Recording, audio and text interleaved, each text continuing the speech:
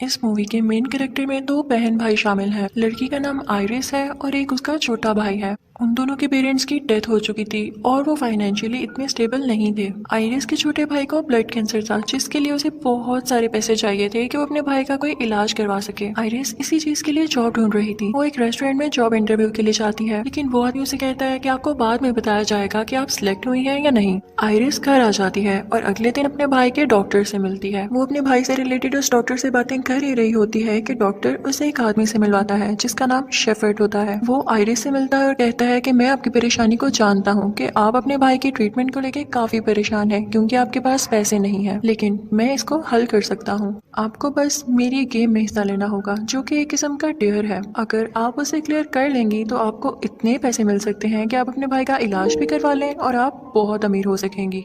Iris मजबूर थी और उसके पास इसके अलावा और कोई ऑप्शन नहीं थी, लेकिन आइरिस को ये सब मजाक भी लग रहा था। तो वो डॉक्टर की तरफ देखती है तो डॉक्टर उसे कहता है कि ये सच है, कुछ टाइम पहले मिस्टर शेफर्ड ने मेरी भी हेल्प की थी। आइरिस ये भी बताती है कि उसके भाई को बोन मैरो ट्रांसप्लांट की भी जरूरत है। डॉक्टर शेफर्ड उसे कहता है कि भाई मैंने आपको कहा ना, आपको परेशान होने की जरूरत ही नहीं है, आपको बस एक पार्टी में आना होगा और वहाँ पर आकर एक गेम खेलनी होगी बस। तो आइरिस उससे सोचने के लिए कुछ वक्त मांगती है। डॉक्टर शेफर्ड उसे कहता है कि याद रखिएगा, मुझे रात 8 बजे से पहले बता दीजिएगा, और अगर आप ये गेम जीत जाएंगी तो आपको बहुत सारे पैसे मिलेंगे। इवन मैं आपके भाई के लिए बोन मैरो डोनर भी ढूंढ दूंगा। आइरिस वहाँ से चली जाती है और उसके जाने के बाद डॉक्टर और मिस्टर शेफर्ड आपस में बातें करने लगते हैं। शेफर्ड आइरिस की तारीफ कर रहा होता है कि काफी अच्छी प्लेयर साबित होगी, ना इसकी कोई फैमिली है और ये अपने भाई के लिए लड़ रही है और मुझे ऐसी ही प्लेयर चाहिए। तो डॉक्टर उसे कहता है कि शेफर्ड तुम्हें इसके साथ ऐसा नहीं करना चाहिए, एक बार सोच लो। लेकिन शेफर्ड उस डॉक्टर से कहता है कि ये लो पैसे पकड़ो और अपनी जुबान बंद रखना। ये कहकर वो वहाँ से चला जाता है। आइरिस जब घर जाती है तो उसे उस जॉब से कॉल आती है जहाँ पर वो इंटरव्यू देने गई थी। वो उसे कहते हैं कि सॉरी, आप रिजेक्ट हो चुकी हैं। आइरिस का बहुत दिल दुखता है और उसके पास और कोई ऑप्शन भी नहीं बची थी, तो वो शेफर्ड को कॉल करके कहती है कि मैं आपकी पार्टी में आ रही हूँ।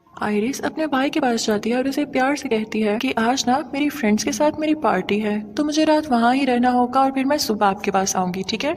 आइरिस का छोटा भाई ओके कह देता है। फिर शाम को आइरिस को शेफर्ड की भेजी गई गाड़ी पिक करती है। वो जैसे ही शेफर्ड की उस प्लेस पर पहुंचती है तो उसे वेटिंग एरिया में बिठाया जाता है। यहाँ पर टोटल 8 लोग थे और वहाँ पर 2 आदमी भी थे, एक लूकस और एक कार्ल, जो कि उससे मिलते हैं। वो दोनों आइरिस को बाकी लोगों से इंट्रोड्यूस कराते हैं और बाकी लोगों के बारे में भी उसको बताते हैं। वहाँ पर एक बूढ़ी औरत भी थी जो कि पैरालाइज थी। एक आदमी था जो कि बहुत ज्यादा जुआ खेला करता था। एक ऐसा आदमी था जो कि यहाँ पर इसलिए आया था क्योंकि उस पर बहुत ज्यादा उधार था और उसने किसी के पैसे वापस करने थे। एक और आदमी था जो कि पहले आर्मी में हुआ करता था, और एक लड़की भी वहाँ पर थी जो कि खामोश बैठी हुई थी और किसी को नहीं बुला रही थी। वो लोग अभी बातें कर ही रहे होते हैं कि शेफर्ड का बटलर वहाँ पर आ जाता है और कहता है कि अपना सब सामान इवन मोबाइल फोन भी यहाँ छोड़कर डिनर टेबल पर आ जाएं। उन लोगों के वहाँ पहुँचने के बाद शेफर्ड भी आ जाता है और उसके साथ उसका बेटा भी होता है। उन सब के आगे वाइन और मीट रखा जाता है। तो आइरिस कहती है कि मैं तो वेजिटेरियन हूँ और मैं ये नहीं खा सकती। तो शेफर्ड उससे कहता है कि तुम ये खा लो, मैं तुम्हें इसके बदले में $10,000 दूंगा। आइरिस ये सुनकर काफी शौक रह जाती है कि सिर्फ मीट खाने के $10,000, और वो फिर मीट खाना शुरू कर देती है। शेफर्ड उस पर हंसने लगता है और कहता है देखो, जिसने सारी जिंदगी मीट नहीं खाया वो पैसों की खातिर आज खा रही है। यानी इससे हमें ये भी जाहिर हो रहा था कि वो आज इन सबको पैसों की खातिर अजीबोगरीब प्लेयर्स देने वाला था। वहाँ पर एक और बिजनेसमैन जिस पर काफी उधार था, वो वाइन नहीं पी रहा होता। तो शेफर्ड उसे कहता है कि तुम वाइन क्यों नहीं पी रहे हो। तो वो कहता है कि नशे ने मेरी जिंदगी खराब कर दी थी, जिसकी वजह से मेरा पैसा डूबता गया। शेफर्ड उससे कहता है कि मैं तुम्हें भी $10,000 दूंगा, तुम वाइन पी लो। लेकिन स्टिल वो मना करता है और नहीं पीता। तो शेफर्ड कहता है कि 10,000 की जगह मैं तुम्हें $50,000 दूंगा, तो तुम इसकी पूरी बोतल पीकर दिखाओ। वो आदमी इतनी बड़ी रकम को इनकार नहीं कर पाता और वो पूरी बोतल पी जाता है। ये देखकर शेफर्ड काफी खुश होता है कि मैं इन लोगों को कंट्रोल कर सकता हूँ। अब डिनर खत्म होता है और शेफर्ड उठ खड़ा होता है। वो कहता है कि अब मैं आपको बताऊंगा कि आपके आने का मकसद क्या है। वो कहता है कि हम यहाँ पे गेम खेलेंगे वुड यू रादर, यानी आप लोगों को 2 ऑप्शंस दी जाएंगी, ऑप्शन ए और ऑप्शन बी। आपको उन दोनों में से किसी एक ऑप्शन को सिलेक्ट करना होगा और जो एंड पर बच गया वही विनर होगा। तो एक आदमी उससे पूछता है कि सर, लोग फिर एलिमिनेट कैसे होंगे। तो शेफर्ड उनसे कहता है जो टाइम पर अपना डेयर ना चूज कर पाया वो एलिमिनेट हो जाएगा और जिसमें एंड तक खेलने की ताकत बची रही वो जीत जाएगा। शेफर्ड कहता है कि अभी भी टाइम है, मैं किसी को फोर्स नहीं कर रहा, अगर कोई ये गेम छोड़ के जाना चाहता है तो अभी भी जा सकता है। तभी वो बिजनेसमैन होता है जिसको शेफर्ड ने $50,000 दिए थे, वो जाना चाहता था, लेकिन तभी फौरन कुछ सोच के वो दोबारा बैठ जाता है, यानी अब वो भी गेम खेलना चाहता था पैसों के खातिर। कोई भी उठकर बाहर नहीं जाता, यानी हर कोई पैसे की लालच में वो गेम खेलना चाहता था। शेफर्ड उनसे कहता है कि जैसे कि अब आप सब इस गेम को खेलना चाहते हैं तो मैं आपको आपका पहला डेयर बताता हूँ। वो इसी के साथ अपने बटलर को बुलाता है। वो एक इलेक्ट्रिक शॉक डिवाइस यानी मशीन उठाकर लाता है। शेफर्ड बताता है कि ये एक एजेंट हुआ करता था जो कि प्रिजनर्स को ये शॉक देकर टॉर्चर किया करता था, उन्हें पनिश किया करता था। सब काफी डर जाते हैं और वो बिजनेसमैन अपने $50,000 उठाकर भागने लगता है। तो शेफर्ड उसे रोक लेता है और कहता है कि अब तुम्हारे पास मौका नहीं है, पहले मैंने तुम्हें कहा था लेकिन अब तुम नहीं जा सकते। इसके बावजूद वो बिजनेसमैन वहाँ से जाने लगता है तो उसे शूट कर दिया जाता है। इस चीज को देखकर सब पार्टिसिपेंट्स काफी डर जाते हैं। उनका पहला डेयर स्टार्ट होता है और उनके सर पर इलेक्ट्रिकल बेल्ट्स लगाई जाती हैं जो कि उन्हें शॉक देने वाली थी। सबसे पहले काल पर बारी आती है। उसके सर पर बेल्ट लगा दी जाती है और उसके साथ वो खामोश लड़की होती है। काल से चूज करने को कहा जाता है कि वो चूज करे कि किसको शॉक दिया जाए। काल काफी रहमदिल आदमी था तो वो कहता है कि मुझे शॉक दे दें। अब बारी उस खामोश लड़की की तरफ आती है और उसके साथ उस बूढ़ी औरत के सर पर बेल्ट लगाई गई थी। उस लड़की से जब पूछा जाता है तो वो कहती है कि इस बूढ़ी औरत को शॉक दे दो, क्योंकि वो बहुत बुरी लड़की थी। वो बेचारी बूढ़ी औरत शॉक को किस तरह से बर्दाश्त करती है ये बहुत पेनफुल था। इसी तरह बारियां रिवॉल्व होती रहती हैं और वो लोग अपने डेयर पूरे करते रहते हैं। लूकस को भी 2 बार शॉक लेना पड़ता है क्योंकि वो भी अच्छा आदमी था। वो आयरिस को शॉक देने की बजाय खुद पर दोबारा शॉक ले लेता है। अब आयरिस की बारी आती है। उसके अगेंस्ट जो पार्टिसिपेंट था वो काल था। आयरिस भी बहुत अच्छी लड़की थी और रहम दिल थी, तो वो काल को शॉक नहीं देती और खुद पर शॉक ले लेती है। ये चीज सबके लिए बहुत पेनफुल थी और चूंकि इस डेयर में सब जीत चुके थे तो कोई भी एलिमिनेट नहीं होता। सब पार्टिसिपेंट्स काफी डरे हुए होते हैं और तभी वहाँ पर शेफर्ड का बेटा आता है जो कि उन पर हंसने लगता है। वहाँ पर वो आदमी जो कि आर्मी में रह चुका था उठकर उसे बहस करने लगता है कि तुम्हें शर्म आनी चाहिए। तो शेफर्ड का बेटा कहता है कि तुम अपनी इस बात पर पछताओगे और ये कहकर वो वहाँ से चला जाता है। तो फिर शेफर्ड वहाँ पर आता है और कहता है कि चलें दूसरा डेयर स्टार्ट करते हैं। शेफर्ड कहता है कि इस डेयर को चूज करने के लिए आपके पास 30 सेकंड्स हैं। अब आयरिस पे बारी आती है तो उसे ये ऑप्शन दी जाती है कि तुम काल के पैर में एक नुकीली चीज स्टैब करोगी या फिर उस आर्मी पर्सन को 3 बार लेदर स्ट्रिप से मारोगी। तो वो एक्स आर्मी पर्सन उससे कहता है कि तुम मुझे मार लो, मैं ये मार बर्दाश्त कर लूंगा, लेकिन अगर तुमने काल के पाँव में वो स्टैब किया तो उसका बहुत खून बह सकता है। तो आयरिस ना चाहते हुए भी उसको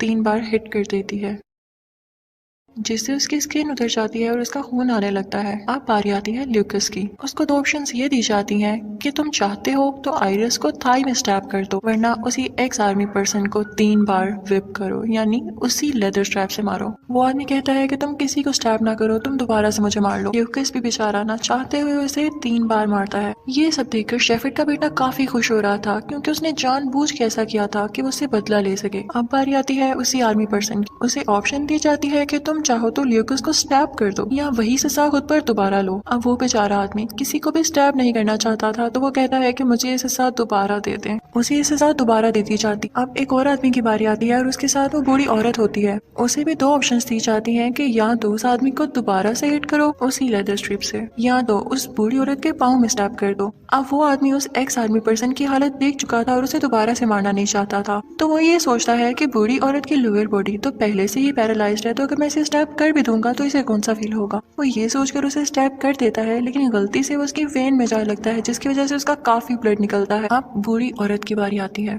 उसके अगेंस्ट जो पार्टिसिपेंट्स थे वो वही खामोश लड़की थी और उसको भी जो दूसरी ऑप्शन दी गई थी वो एक्स आर्मी पर्सन पर 3 बार हिट करने की थी। वो अपना बदला लेती है और उस खामोश लड़की के पाँव में स्टैब कर देती है। अब नेक्स्ट बारी उसी खामोश लड़की की आती है। उसे भी ऑप्शन दी जाती है कि उसी आदमी को तुम 3 बार हिट कर दो लेदर स्ट्रिप से या फिर किसी भी पार्टिसिपेंट को स्टैब कर दो। वो उठती है और कहती है कि मैं कहीं भी स्टैब कर सकती हूँ ना। तो शेफर्ड उससे कहता है कि हाँ, मैं तुम्हारे साथ ये फेवर इसलिए कर रहा हूँ क्योंकि पिछले राउंड में तुम्हें कुछ भी नहीं हुआ था, तो तुम्हारे पॉइंट्स थोड़े से ज्यादा थे। वो खामोश लड़की उठती है और आयरिस की साइड पे जाकर स्टैब कर देती है, लेकिन लकीली आयरिस को ज्यादा गहरी चोट नहीं आती। फिर वहाँ पर शोर मच जाता है कि वो बूढ़ी औरत कोई हलचल नहीं कर रही, ना ही कुछ बोल रही है। जब उसे चेक किया जाता है तो वो बेचारी मर चुकी थी। उसकी डेड बॉडी को उस रूम से बाहर निकाल दिया जाता है। अब बारी आती है काल की और उसे भी सेम ऑप्शन दी जाती और दूसरी ऑप्शन में कहा जाता है कि ल्यूकस के पाँव पर स्टैब करना होगा। वहाँ पर वो खामोश लड़की कहती है कि हमें एक दूसरे की हेल्प नहीं करनी चाहिए। अगर हम एक दूसरे को ही बचाते रहे तो एलिमिनेट कौन होगा और विनर कैसे सिलेक्ट किया जाएगा। काल के जहन में उसकी ये बात आ चुकी थी और वो उठ खड़ा होता है और उसी एक्स आर्मी पर्सन को 3 बार हिट करता है। अब वो आदमी इतना ज्यादा जख्मी हो चुका था कि उसमें और ताकत नहीं बची थी कि वो कोई गेम खेल सके, तो उसे भी उठाकर उस कमरे से बाहर निकाल दिया जाता है। अब शेफर्ड और उसका बटलर अगले डेयर के बारे में सोच रहे होते हैं तो ल्यूकस देखता है कि दरवाजा खुला हुआ है। वो आइरिस को लेकर दरवाजे से बाहर जाता है और सिक्योरिटी गार्ड्स पर अटैक कर देता है। इसी दौरान आइरिस वहाँ से भाग जाती है। आइरिस वहाँ से भाग चुकी होती है। शेफर्ड गुस्से में अपनी गन निकालता है और कार्ल को शूट कर देता है। शेफर्ड सबको ऑर्डर देता है कि ढूंढो जाकर आइरिस को। आइरिस उस कमरे से तो बाहर निकल गई थी, लेकिन जब बाहर जाकर देखती है तो सब दरवाजे बंद होते हैं। तभी शेफर्ड का बेटा उसके पास आ जाता है और उसे टॉर्चर करता है, लेकिन मौका देकर आइरिस उसको स्टैब कर देती है जिससे वो गिर जाता है। दूसरी तरफ आइरिस के भाई का जो डॉक्टर था उसे काफी शर्मिंदगी हो रही थी कि उसने आइरिस को कहाँ भेज दिया। वो इन सब लोगों को बचाना चाह रहा था और यहाँ पे हम देखते हैं कि लकीली वो आ चुका था। उसके हाथ में गन थी और वो आइरिस से कहता है कि परेशान नहीं हो, मैं तुम्हें यहाँ से निकाल के जाऊंगा। लेकिन तभी वहाँ पर शेफर्ड का बटलर आ जाता है और डॉक्टर को शूट कर देता है। वो आइरिस को उठाकर दोबारा उस प्लेइंग एरिया में ले आता है। वो शेफर्ड को बताता है कि आपका बेटा आइरिस को तंग कर रहा था। तो शेफर्ड आइरिस से कहता है कि इस बात के लिए मैं आपसे माफी मांगता हूँ और वो लोग गेम फिर से स्टार्ट करते हैं। अब नेक्स्ट ईयर में एक बहुत बड़ा ड्रम लाया जाता है जिसके अंदर पानी भरा हुआ था। उनसे कहा जाता है कि आपके पास दो ऑप्शंस हैं, या तो 2 मिनट तक अपना सर इस पानी में रखना होगा और अपना सांस रोकना होगा, या तो आपके आगे इन्वेलप्स पड़े हैं उनको चूज कर लीजिएगा।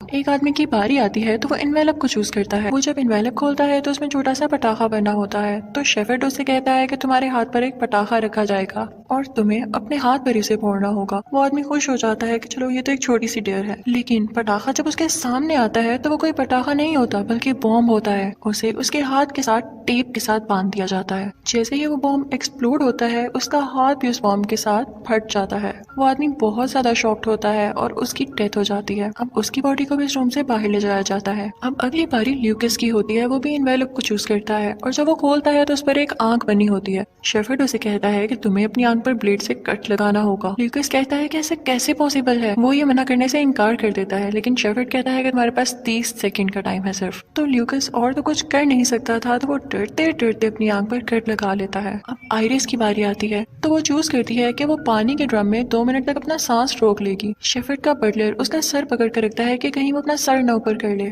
जैसे ही वो अपना मुंह पानी में डालती है तो वो अपने भाई के बारे में सोचने लगती है। उसके भाई ने उसे बताया था कि सिस्टर मैं ऐसी जिंदगी जीना चाहता हूँ। वो ये सब सोच रही होती है कि ये मुझे अपने भाई के लिए करना है और लकीली 2 मिनट गुजर जाते हैं और वो सरवाइव कर जाती है। अब बारी आती है उसी खामोश लड़की की। वो कहती है कि मुझे पानी से डर लगता है और इन्वेलप को चूज करती है। जब वो इन्वेलप खोलती है तो उस पर एक ड्रम बना होता है और उसके अंदर 4 लिखा होता है, यानी कि उसे उस ड्रम में 4 मिनट तक सांस रोकना होगा। बटलर उसका सर पानी में डाल देता है, लेकिन वो ये बर्दाश्त नहीं कर पाती और सफोकेशन से उसकी डेथ हो जाती है। अब सिर्फ 2 पार्टिसिपेंट्स बचे थे, एक आइरिस और एक ल्यूकस। तो शेफर्ड टॉस करता है जिसमें आइरिस जीत जाती है। तो शेफर्ड उसे कहता है कि तुम्हें 2 ऑप्शंस दी जा रही हैं, या तो पहली ऑप्शन ये है कि तुम ल्यूकस की जान बचा सकती हो उसे अपने साथ घर ले जाकर, लेकिन इस सूरत में तुम्हें कोई पैसा नहीं मिलेगा। और दूसरी ऑप्शन ये है कि तुम ल्यूकस को शूट कर दो और अपना ढेर सारा इनाम लेके यहाँ से चली जाओ। तो ल्यूकस आइरिस को बताने लगता है कि मेरी भी 3 बहनें हैं और उसे कहता है कि मुझे शूट ना करो, हम दोनों मिलकर घर चले जाते हैं और मेहनत करके कहीं और से पैसे कमा लेंगे, प्लीज ऐसा नहीं करो। लेकिन आइरिस की आंखों के सामने अपना भाई आ जाता है और वो ना चाहते हुए भी गन उठाती है और ल्यूकस को शूट कर देती है। शेफर्ड और उसका बटलर उसके लिए क्लैपिंग करने लगते हैं कि तुमने कर दिखाया,